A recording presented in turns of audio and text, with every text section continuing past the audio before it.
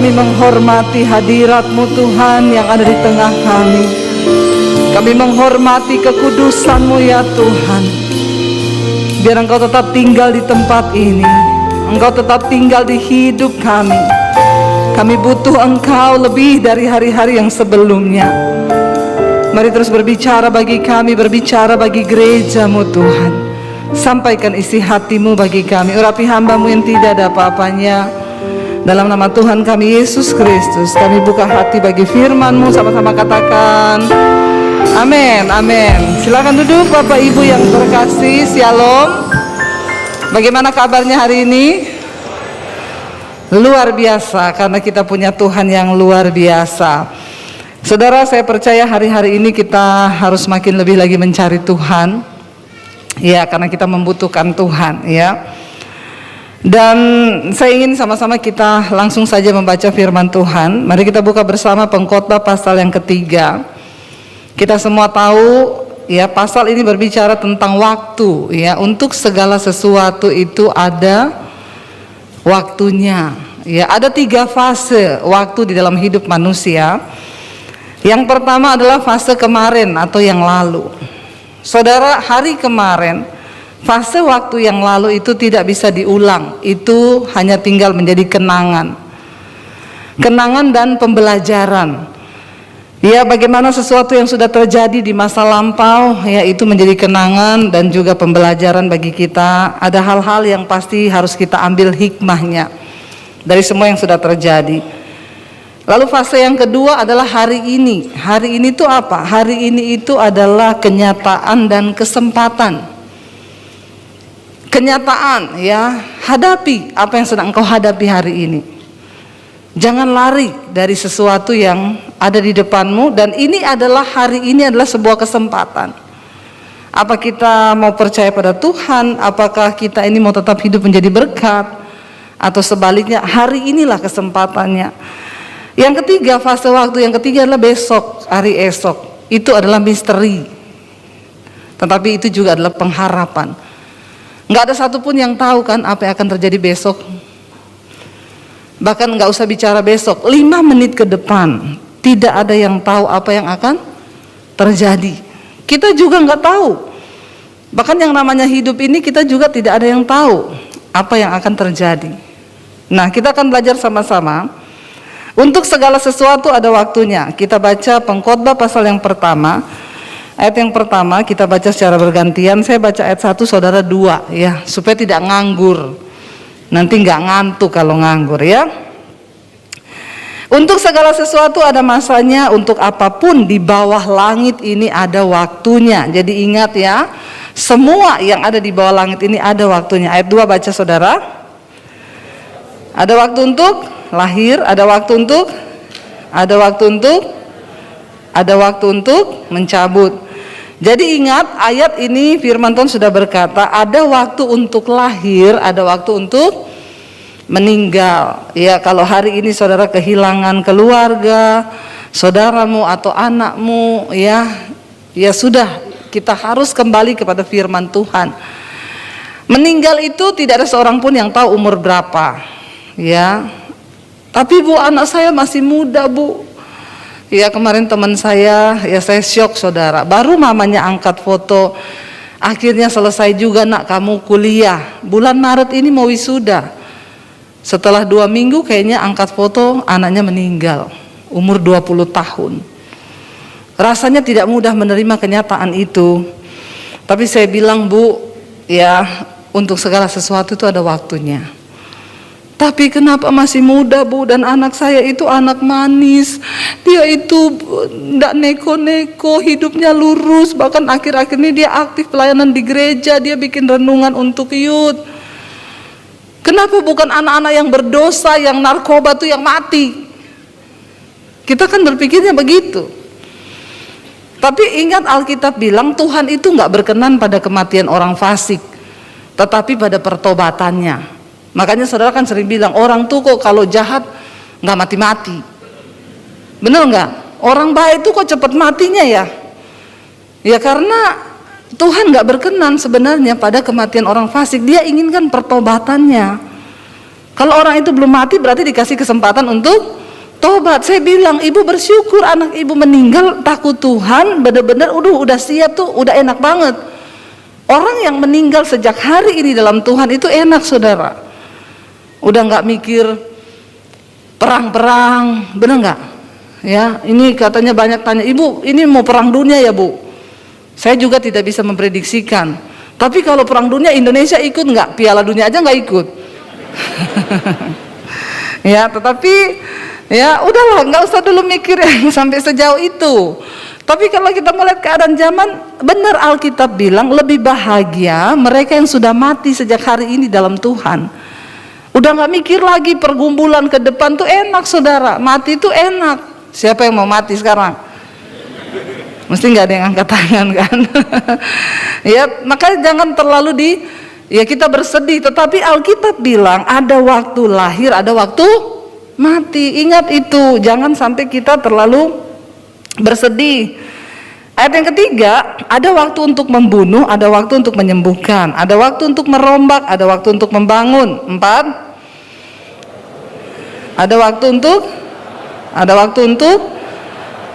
untuk menari. Jadi ada waktu menangis, ada waktu karena kalau tertawa terus bisa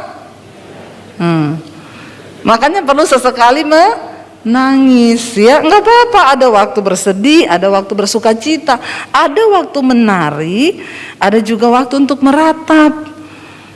Ya, satu kali ada orang yang datang sama saya, bu, doakan perusahaan kami bu. Kenapa? Kami ini usaha puluhan tahun tidak pernah rugi, terus baru kali ini rugi. Saya bilang puji Tuhan, haleluya 12 kali.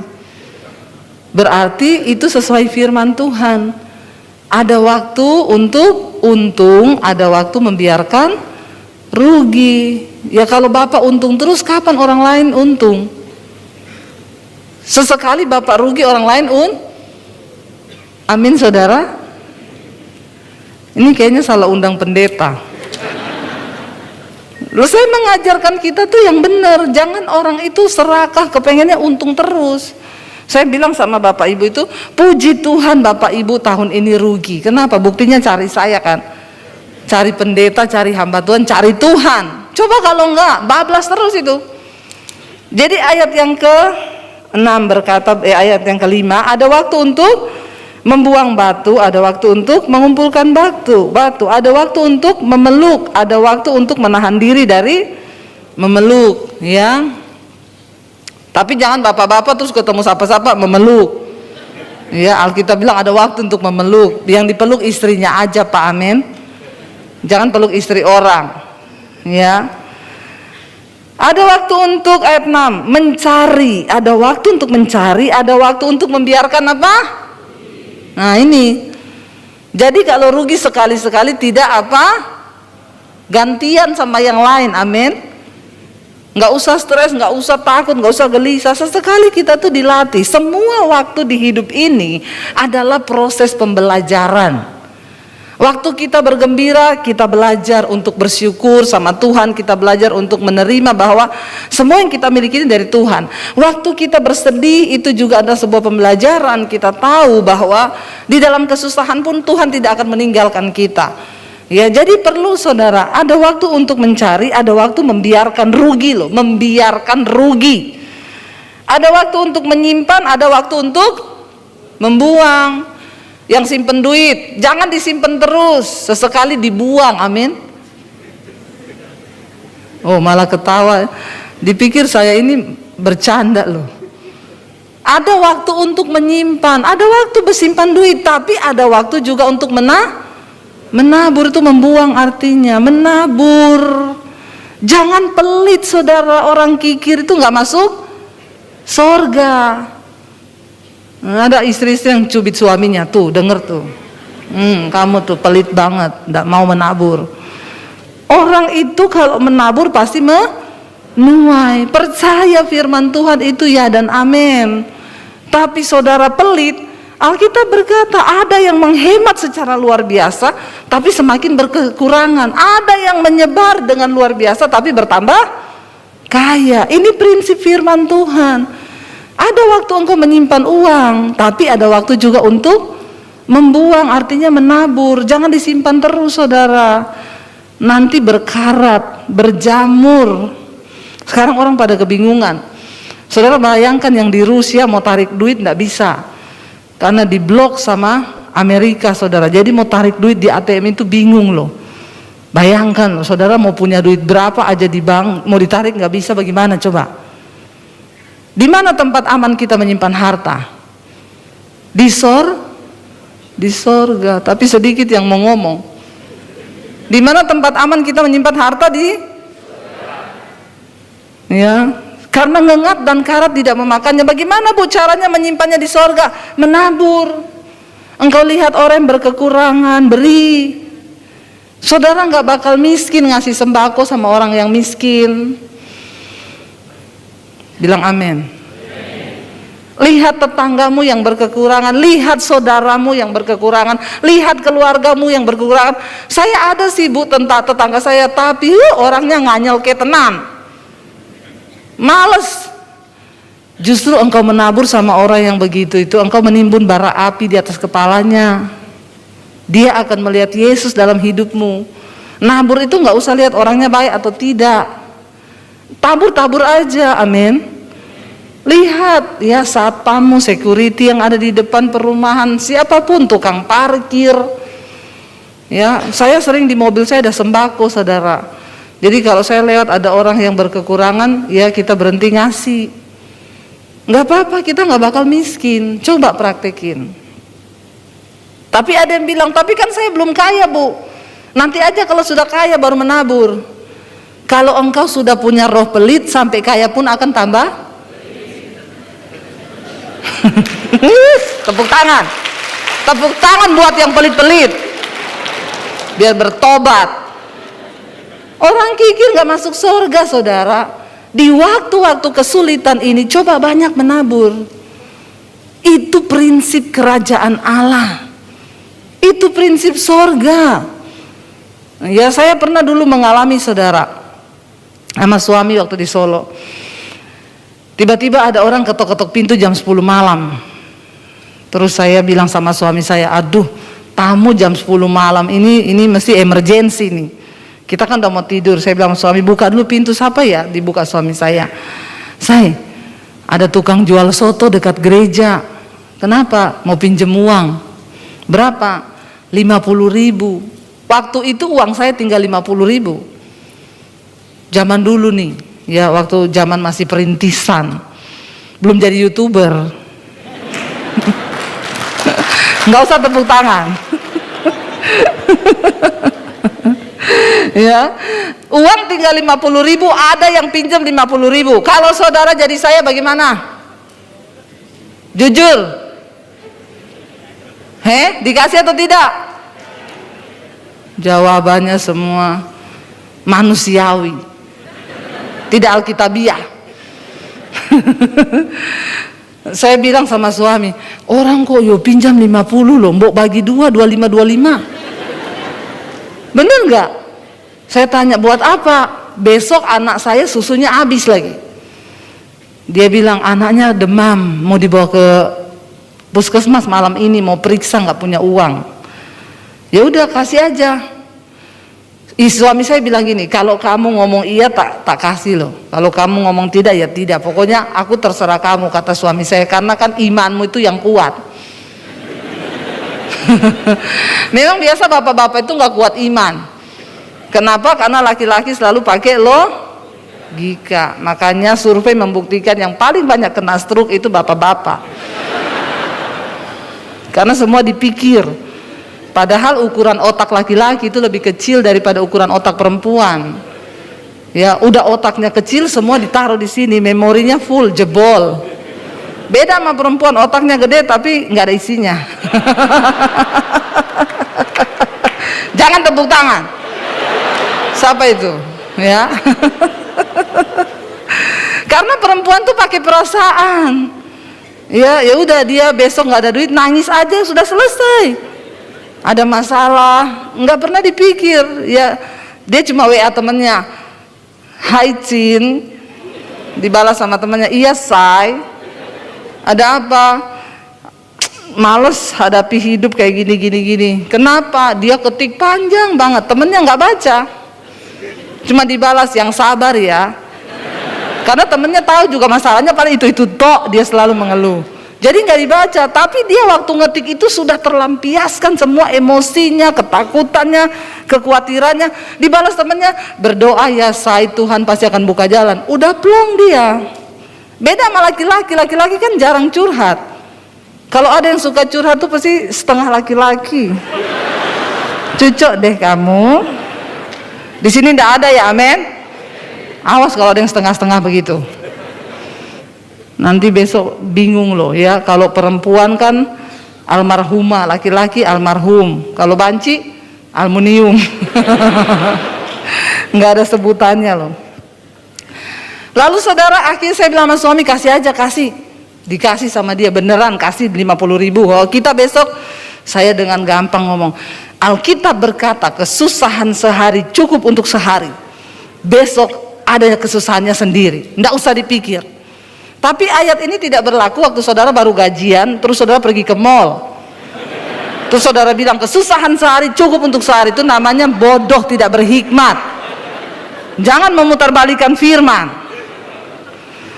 Akhirnya suami saya bilang, ya udah kasih ya, dikasih saudara sama dia. Besokannya suami saya itu ada pelayanan. Saya bilang, daripada saya di rumah bete, udah nggak punya duit, di rumah lagi kan. Saya ikut ya pelayanan, ya udah ayo ikut di satu persekutuan pengusaha-pengusaha. Tiba-tiba ada bapak-bapak masuk, orang kaya saudara. Saya lihat bapak-bapak masuk orang kaya. Di hati saya ada suara bilang gini, nanti bapak itu akan memberkati kamu. Langsung saya tolak, dasar mata duitan. Begitu lihat orang kaya, mukanya langsung jadi celengan babi. Pengen diisi. Loh, kita harus belajar jujur di hadapan Tuhan loh. Saya tengking dalam nama Yesus. Ngapa tuh? Dasar mata duitan. Tolak dalam nama Yesus. Suara itu datang lagi. Iya, nanti Bapak itu akan memberkati kamu. Terus saya bilang, ya kalau ini memang dari Engkau Tuhan, jadilah sesuai kehendak-Mu. Loh iya kan? Ya benar toh. Ya sesuai kehendak Tuhan, bukan kehendak-Mu. Terus datang terus curhat, Pak, sebenarnya sih saya ini ya gimana ya, bingung. Nggak usah, Tuhan itu nggak perlu direkayasa. Nggak usah ngomong sama manusia kesusahanmu, ngomong saja sama Tuhan. Akhirnya tidak terjadi apa-apa, udah makan, cuma nyapa biasa. Saya bilang, tuh kan bener, dasar mata duitan. Habis selesai itu kita udah mau pulang, di pintu sudah salaman terakhir loh. Salaman, terima kasih Pak, pulang dulu. Dia pegang tangan saya, dia bilang ini, tunggu, kayaknya Tuhan suruh saya berkati kalian. Berarti dari Tuhan bener loh. Ya, ini dari Tuhan. Sini, duduk sini. Saya doakan. Saya bilang, oh berarti berkatnya doa. Tidak selalu berkat itu duit, jangan mata duitan. Doa juga berkat, ya. Dia yang tergerak berdoa, bukan saya yang minta didoakan. Nggak usah minta didoakan, doa sendiri, amin. Lalu dia bilang, sini saya tergerak untuk berdoa. Didoakanlah kami berdua. Terima kasih Pak, iya, udah mau pulang, tunggu. Tuhan suruh saya ambil semua yang di dompet saya, suruh kasih sama kalian. Oh iya Pak, Tuhan berarti ini. Bukan suara hati kan. Dia ambil semua yang di dompetnya, saudara, dia kasih. Waktu itu saya ingat, ini kisah 20 tahun yang lalu. Orang anak saya yang gede itu baru umur belum 1 tahun. Ini ya, Tuhan suruh saya kasih semua. Saya ingat waktu itu 750.000. 20 tahun yang lalu itu gede loh saudara. 750.000. Sampai dia mau pulang saya bilang, lah Pak, Bapak pulang ongkosnya gimana? Apa saya pinjemin dulu 50.000? Saya kasihan, dia pulang udah nggak apa-apa, semua yang ada di dompet. Oh enggak apa-apa Bu, saya kan ada sopir. Oh iya, lupa saya saudara, saya pikir kayak saya waktu itu naik motor. Yaudah, oh iya Pak, terima kasih. Udah mau turun di tangga, tunggu dulu, ada rekening BCA nggak? Ada Pak, berapa? Lupa Pak. Sekarang ingat 785 034 0247. Dulu lupa saudara, belum siap diberkati memang. Orang tanya nomor rekening nggak hafal, harus hafal nomor rekening, amin. Jangan melewatkan kairosnya Tuhan. Saya nggak hafal, ditanya nggak usah tepuk tangan. Nggak usah ya, kalau nggak penting nggak usah tepuk tangan. Ditanya berapa Bu? Lupa Pak. Oh ya besok ya, tolong jam 8 WA, SMS, waktu itu SMS aja ke HP saya. Punya kan? Punya Pak. Jam 8 ya, iya. Tunggu jam 8 tepat. Jangan jam 5 udah SMS, jam 6 udah transfer. Ada orang-orang begitu saudara, ya. Jadi orang itu anak Tuhan nggak usah terlalu ngoyo, berkat Tuhan tuh nggak usah direkayasa, pasti datang kalau itu dari Tuhan. Saya tuh kadang janji orang ya, iya nanti saya transfer besok ya, hari ini Bu, jadi kan? Besok masih jam 5 pagi udah transfer, malah nggak jadi saya transfer. Ada orang-orang Kristen yang mata di sini tapi nggak ada. Semuanya sudah bertobat. Jam 8 saya kirim, ini nomor rekening saya, kemarin kan Bapak minta, dia balas, oh iya. Terus jam 10 belum ada kabar, belum juga kirim bukti transfer, ya sudah lah ya, mungkin dia lupa. Tiba-tiba dia telepon, Ibu sekarang di mana? Lagi di jalan sama suami, bisa mampir ke BCA enggak? Oh iya, di BCA mana? Di BCA sini. Oke, saya kasih cash aja, ada yang mau saya sampein juga. Kita datang, dia pegang amplop coklat, dia bilang, ini Tuhan loh, saya tuh enggak pernah loh kayak gini, tapi ini Tuhan. Iya, kenapa Pak? Jangan terima kasih sama saya ya, sama Tuhan saja. Ini ada uang 10 juta 20 tahun lalu loh. 10 juta, zaman sekarang 10 juta masih gede enggak? Kecil. Buat saudara 10 juta kecil, buat saya gede loh itu. Gede ya? Oh saya pikir kecil. Ini ada uang 10 juta dari Tuhan. Terima kasih sama Tuhan. Tuhan suruh saya memberkati kalian. Saya nggak tahu kenapa, tapi Tuhan bicara. Jadi saya terima saudara. Jadi hari itu total dia memberkati kita 10.750.000. Dia bilang, luar biasa iman kalian ya. Kalian itu kenal lama saya tapi nggak pernah curhat, nggak pernah minta uang, nggak pernah pinjam uang. Saya adalah hamba Tuhan yang pantang untuk pinjam uang. Minta ke siapapun pantang. Engkau punya Tuhan yang hidup, Dia sanggup. Kenapa engkau tidak pernah mengalami mujizat? Karena engkau selalu mengandalkan manusia. Tapi orang yang mengandalkan Tuhan akan melihat Tuhan bekerja. Tepuk tangan buat Tuhan. Dia bilang, saya tidak pernah dengar kalian mengeluh, kalian tidak pernah datang kepada saya curhat. Hamba Tuhan yang datang kepada saya banyak, tapi kalian sering ketemu saya tidak pernah ngomong apa-apa. Kali ini Tuhan yang menyuruh saya memberkati. Teruslah hidup dengan iman kalian kepada Tuhan. Iya Pak. Kita pulang saudara, saya ngobrol sama suami saya. Seandainya tadi malam itu mungkin kita tidak kasih itu orang pinjam uang 50.000, kita tinggal punya 50, dipinjam 50. Bukankah Alkitab berkata, jangan salah, siapa tahu orang yang datang kepadamu itu adalah jelmaan malaikat, di mana Tuhan sedang menguji hatimu. Saya bilang, kalau tadi malam kita mungkin tidak kasih, kita tidak akan lihat mujizat hari ini. Tuhan melihat sikap hati kita. Akhirnya saudara ya, dari situ kita melihat, iya ya, itu cara kerja, prinsip kerajaan Allah tuh bekerja begitu. Nanti pulang dari sini cari-cari orang, siapa yang mau pinjam 50.000, 50.000. Saudara, makanya jangan jadi orang pelit. Hari ini Tuhan percayakan kami bukan 10 juta. Ada begitu berkat yang melimpah. Dan setiap hari saya bangun bertanya, Tuhan siapa yang harus saya tabur hari ini? Pendeta mana? Hamba Tuhan mana? Ini saya ngomong gini, nanti ada yang dengar di YouTube, pendeta masuk WA ke saya semua. Bu, saya butuh Bu, saya bilang berdoa. Ya, benar saudara, kita harus andalkan Tuhan. Siapa yang ada waktu menyimpan, ada waktu membuang hidup ini. Ya, hiduplah sesuai firman Tuhan supaya hidupmu diberkati. Saya ini bukan cuma berteori, saya sudah mengalami. Makanya saya bisa khotbah kepada saudara. Tuhan itu hidup, dia nyata.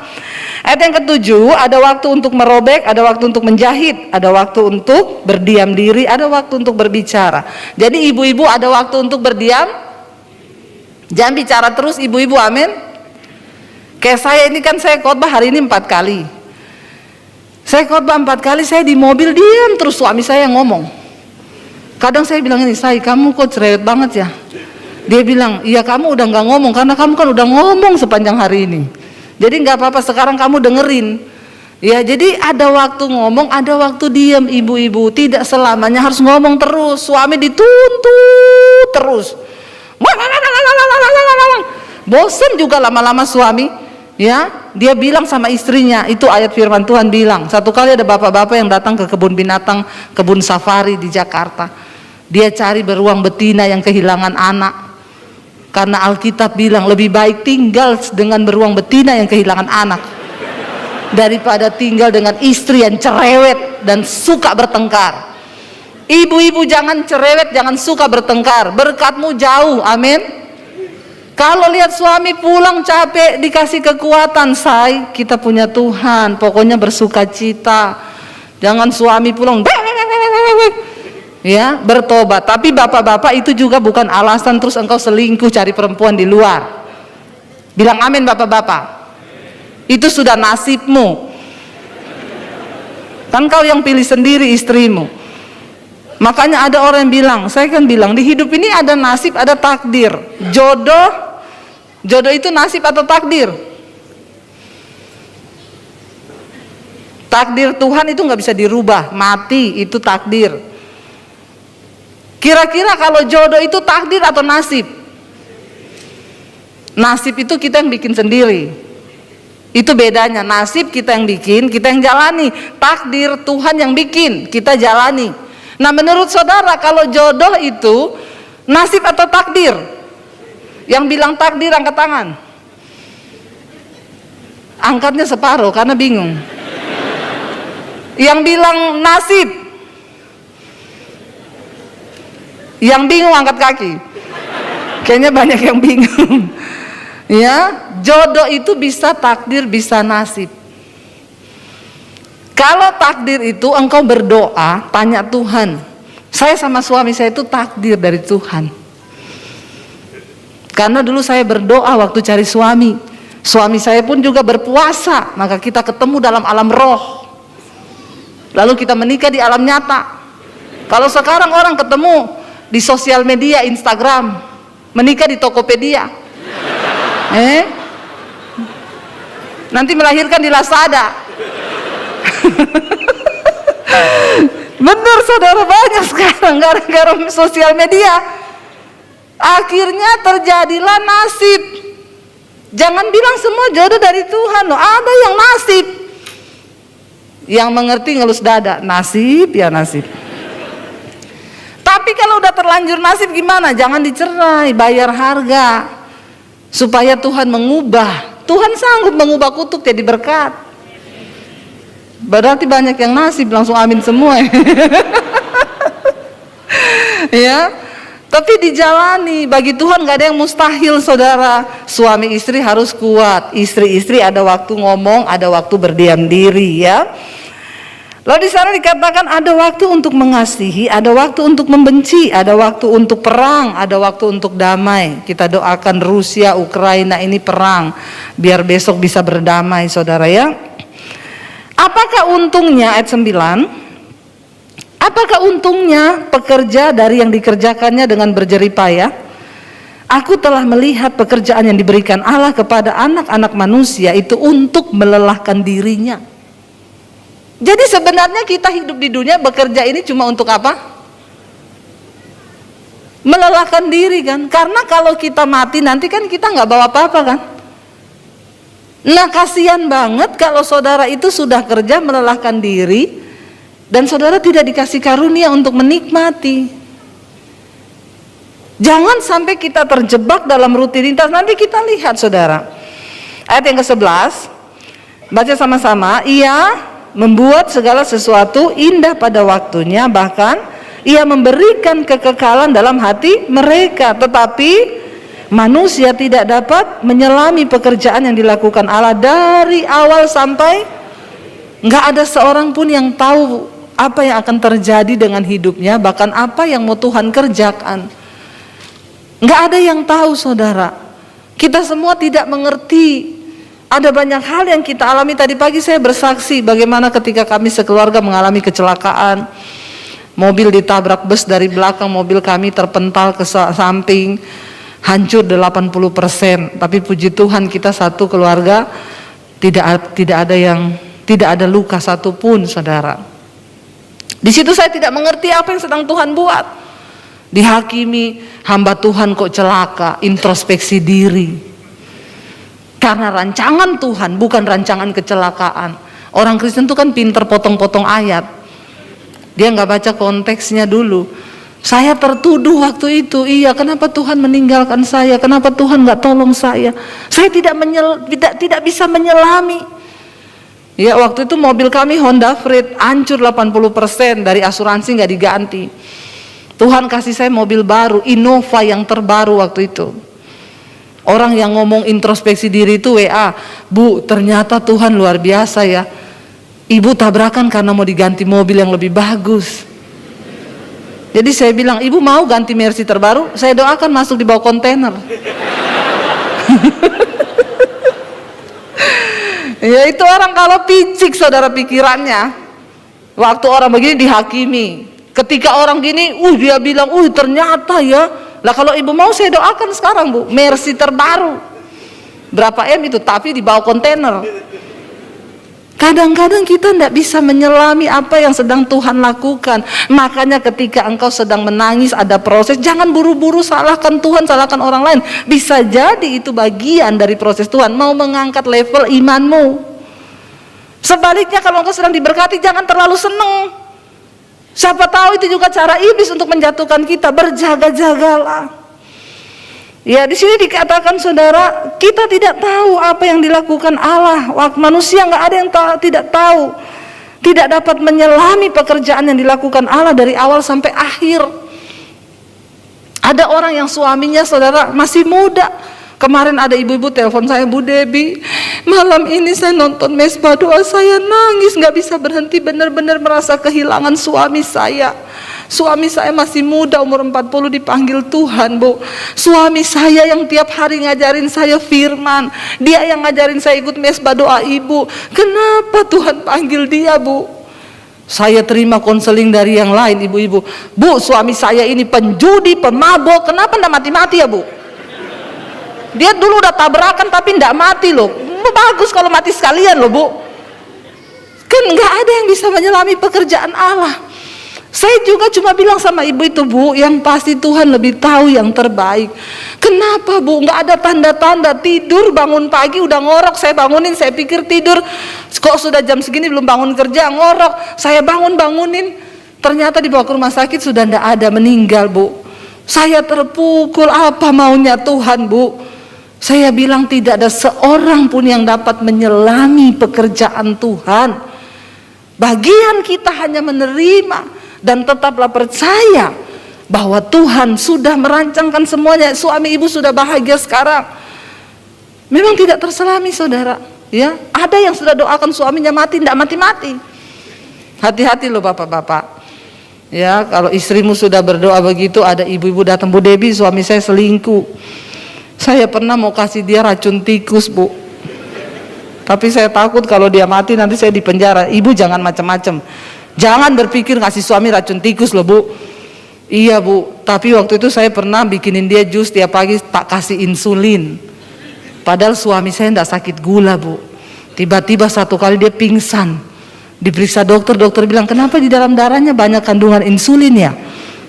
Saya takut, Bu. Waktu itu saya mau ketahuan. Puji Tuhan tidak ketahuan, Bu. Saya bilang, ibu jangan macam-macam. Jangan ditiru, ini adegan berbahaya. Hanya dilakukan oleh para ahli saja. Ya, saya bilang, ibu jangan begitu. Ibu sekarang bagian ibu berdoa buat suami. Iya, Bu, sekarang saya cuma berdoa. Saya bilang, Tuhan, tiap hari Tuhan cabut nyawa suamiku. Itu juga doa yang salah. Nggak boleh berdoa begitu. Bapak-bapak hati-hati. Ya, bertobat kalau masih diberi waktu sama Tuhan. Gak ada yang bisa menyelami. Pekerjaan Allah itu dari awal sampai akhir kita gak tahu. Ayat 12. Aku tahu bahwa untuk mereka, untuk kita ini ya, untuk kita kata pengkhotbah, tidak ada yang lebih baik daripada bersuka-suka dan menikmati kesenangan dalam hidup mereka. Apa yang harus kita lakukan sekarang? Bersukacita, nikmati rumah tanggamu, nikmati pekerjaanmu, nikmati semua yang baik dari hasilmu, apa yang kau dapati hari ini. Bersuka-suka, nikmati saudara. Tetapi ayat yang berikutnya 13, dan bahwa setiap orang dapat makan, minum dan menikmati kesenangan dalam jerih payahnya, itu juga adalah engkau boleh bekerja, engkau dapat uang, tapi untuk menikmati berkatmu itu adalah anugerah Tuhan. Saya berdoa, saya tidak mau jadi orang kaya, saya mau jadi orang yang diberkati.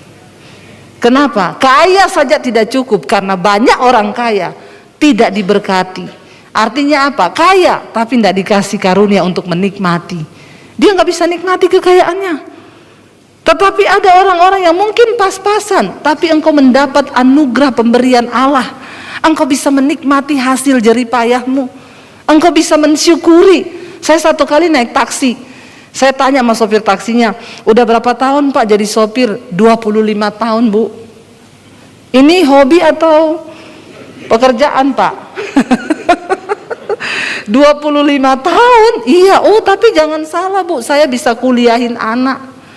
Sekarang anak-anak saya sudah berhasil, mereka dapat pekerjaan yang bagus. Saya prinsipnya Bu, saya bekerja, saya dapat uang yang halal.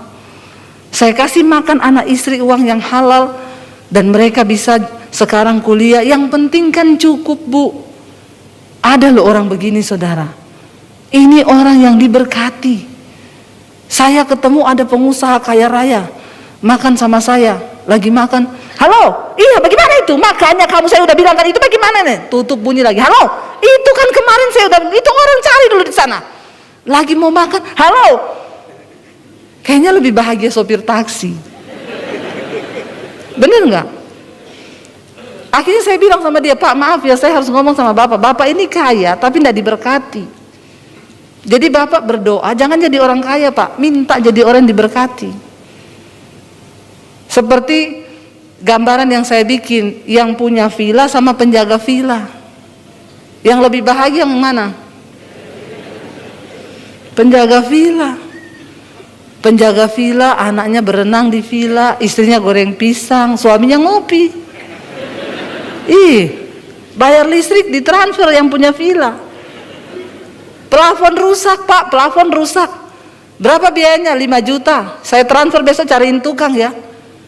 Padahal yang nunggu yang penjaga villa, yang nikmati kolam renang, yang makan pisang goreng, yang punya villa di Jakarta cekot-cekot, dikejar pajak. Jadi siapa yang lebih menikmati? Hello saudara, maaf, untuk engkau bisa menikmati hidupmu dan jerih payahmu, engkau butuh anugerah Tuhan. Saya tidak sedang berbicara kaya atau miskin. Kita harus mendapat perkenanan Tuhan untuk bisa menikmati hidup ini. Yang terakhir ayat 14 di sana dikatakan, belum yang terakhir. Yang kedua terakhir. Aku tahu bahwa segala sesuatu yang dilakukan Allah akan tetap ada untuk selamanya. Ia tidak dapat ditambah dan tidak dapat dikurangi. Allah berbuat demikian supaya apa? Manusia takut akan Dia. Saudara, apa yang sudah Tuhan tetapkan itu nggak bisa dikurangi, nggak bisa ditambahi. Itulah takdir yang harus kita jalani di dalam hidup. Kenapa Tuhan membuat semua seperti itu? Bahkan kita tidak bisa menyelami apa yang akan dikerjakan oleh Tuhan. Tuhan berbuat demikian supaya kita ini hidup takut akan Dia. Bagaimana kita bisa menikmati segala hal yang bisa Tuhan berikan? Hanya ketika kita hidup takut akan Tuhan. Orang yang hidupnya takut akan Tuhan, dia bisa menikmati segala hal di dalam damai sejahtera bersama Tuhan. Dosa itu adalah pencabut damai sejahtera dalam hidup manusia. Mau sekaya apapun orang, kalau ada dosa di dalam diri yang dia tutupi, tidak akan mungkin dia berbahagia. Mari kita menghormati Tuhan di dalam hidup ini dengan cara apa? Takut akan Tuhan. Hanya takut akan Tuhan yang akan membawa hidup kita berbahagia. Bahkan engkau melihat ada hal-hal yang tidak disangka akan Tuhan bukakan bagi hidupmu. Siapa yang bisa menyangka, saudara? Ya, siapa yang bisa tahu apa yang akan terjadi ke depan? Jangan berputus asa karena keadaanmu. Lakukan bagian kita apa? Hidup takut akan Tuhan. Waktu kita hidup takut akan Tuhan, Tuhan melakukan bagiannya. Apa sih takut akan Tuhan? Buang dosamu. Yang selingkuh-selingkuh bertobat. Yang homo-homo, yang lesbi bertobat. Minta Tuhan beri kekudusan kepada kita. Ya, suami-suami, hati-hati. Makanya saya selalu bilang, tidak usah dipasang password itu HP, supaya suami istri itu saling tahu.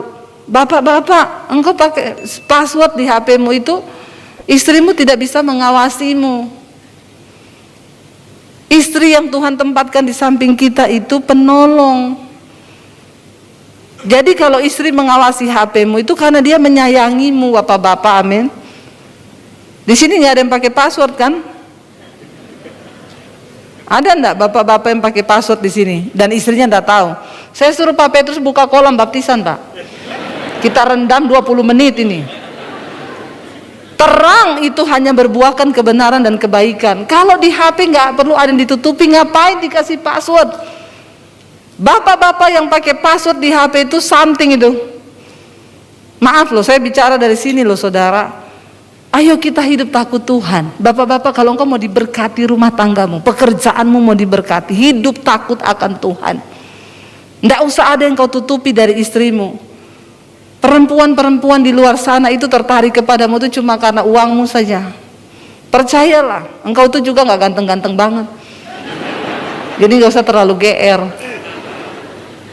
Ya, hidup dengan mengasihi istri pada masa mudamu, kata firman Tuhan. Ini yang berjuang bersama-sama. Kebanyakan bapak-bapak itu berjuang sama-sama istri waktu susah. Ya, begitu sudah kaya lupa bahwa ini adalah teman seperjuangan. Istri itu teman pewaris kerajaan Allah. Saya banyak temukan sekarang ibu-ibu konseling itu dulu suami saya waktu susah. Dia takut Tuhan, sekarang diberkati bu, malah selingkuh. Doakan lagi aja bu, biar bangkrut. Kalau itu membawa dia kepada Tuhan, kenapa tidak? Lebih baik lu miskin tapi takut Tuhan, daripada kaya lalu berselingkuh dengan perempuan di luar. Hidup takut akan Tuhan artinya engkau menghormati Tuhan. Ingat loh, engkau tidak pernah tahu apa yang dapat dilakukan Allah. Tapi saya cuma mau kasih tahu satu hal, Tuhan yang menciptakan kita. Hari ini pun kalau dia mau cabut nyawa kita, bisa dia lakukan. Tapi dia selalu memberi kesempatan untuk kita mau bertobat. Hormati Tuhan dalam hidupmu. Karena kita nggak pernah tahu kapan kita menangis, kapan kita bersuka cita, kapan kita meratap. Tapi mari, selama kita diberi hidup, minta untuk punya karunia menikmati. Ya, saya menikmati bersama suami. Menikah 21 tahun. Baru 2 tahun ini kayaknya kita hidup benar-benar melihat berjanji Tuhan itu digenapi. Bayangkan 18 tahun saya mendampingi suami. Kita hidup min terus, saudara. Min. Ya, kalau punya anak jangan dinamakan min. Namakan plus. Ya. Min, saudara. Pokoknya ada uang 6 juta buat bayar cicilan ini habis lagi. Selalu seperti itu. Tapi kami melihat, kita tidak pernah kehilangan damai sejahtera. Ya, anak saya nggak punya susu, kasih minum air masak nasi itu, tajin. Ya, kasih gula dikit. Doakan dia, bukan uang yang bisa membuat kita bahagia. Dulu di Solo saya pelayanan naik motor berlima. Ya, bukan cuma bertiga, berlima. Satu motor, bayangkan saudara. Jadi saya tuh kalau pulang ke Solo melihat ya kenangan kita dulu nih, jalan-jalan yang sering kita lewati ya. Saya ngidam, suami saya tanya mau makan apa? Mau makan bakmi yang itu. Kata suami saya mahal banget nih, uangnya enggak cukup. Ya wes yang penting bakmi. Mintanya bakmi, Chinese food, dia pulang bawa mie bakso. Yang penting kan ada minyak. Ya, tetapi kami terus bersama, bukan soal kita kaya atau miskin. Ya, sampai hari ini pun ya kami tetap komitmen menghormati Tuhan di dalam pernikahan kami. Itulah yang akan membuat kita bisa menikmati hidup ini. Bukan soal engkau punya uang atau tidak, saudara, tetapi ketika engkau takut akan Tuhan, engkau diberi karunia untuk bisa menikmati segala waktu-waktu di hidupmu. Waktu engkau meratap, waktu engkau menangis, engkau hidup takut Tuhan, engkau bisa berbahagia dalam setiap waktu itu. Mari kita bangkit berdiri bersama.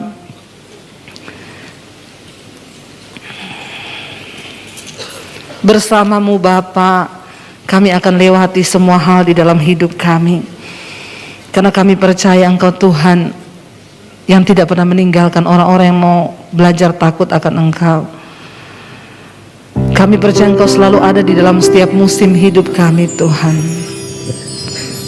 Terima kasih Yesus. Engkau ada bersamaku di setiap musim hidupku. Katakan pada Tuhan, tak pernah Kau tinggalkan ku sendiri. Katakan pada Tuhan kekuatan Yesus.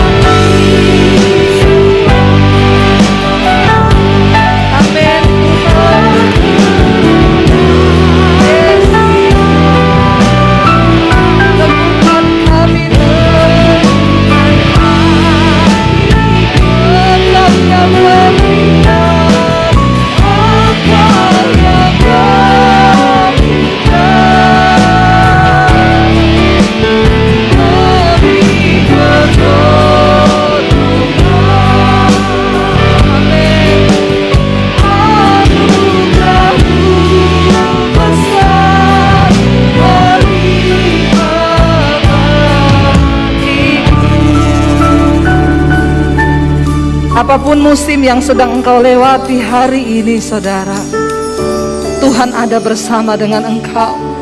Dia tidak pernah meninggalkan kita. Katakan pada Tuhan, pegang tangan kami Tuhan, di setiap musim hidup kami, di waktu-waktu hidup kami.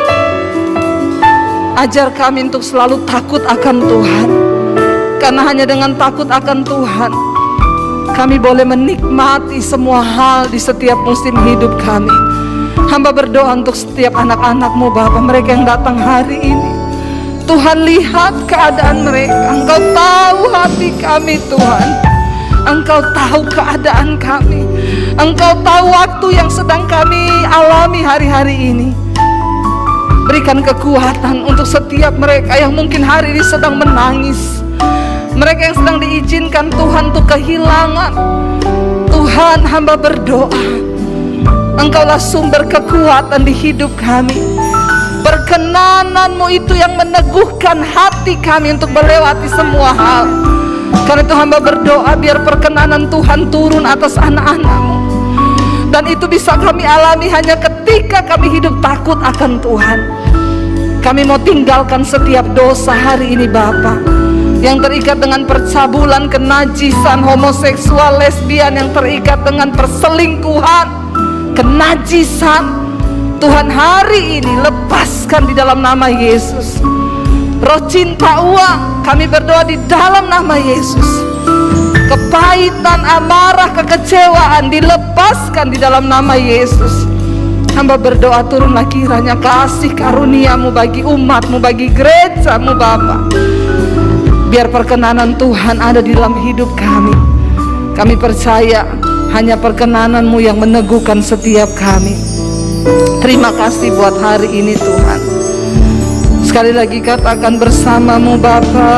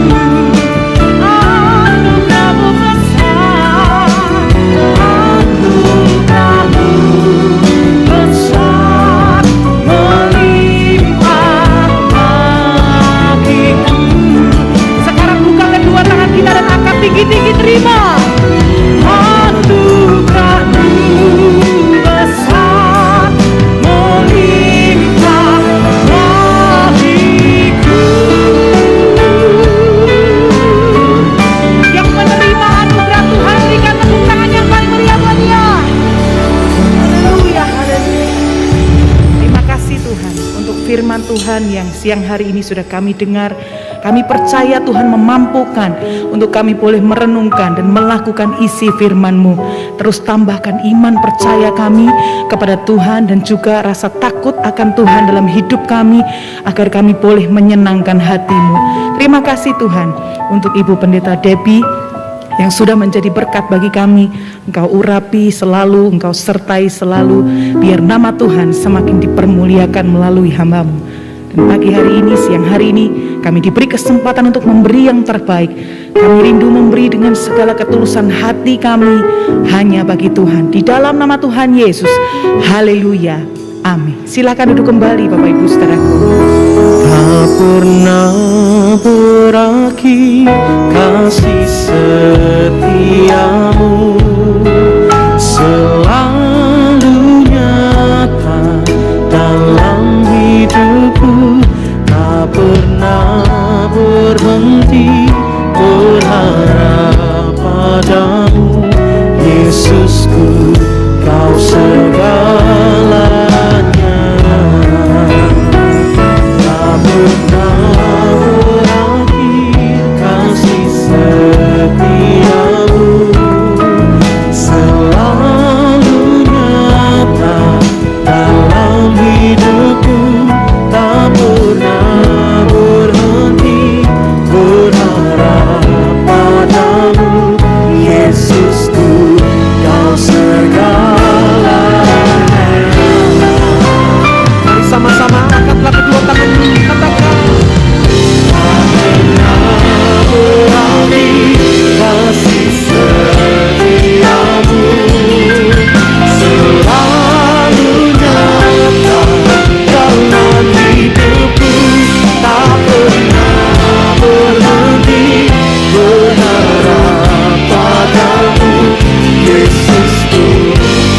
segalanya.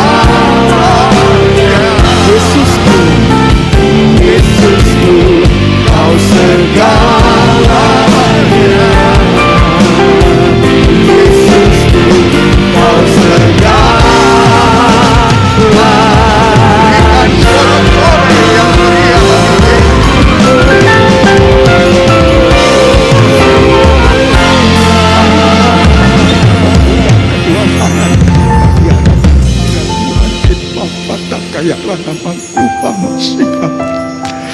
Haleluya.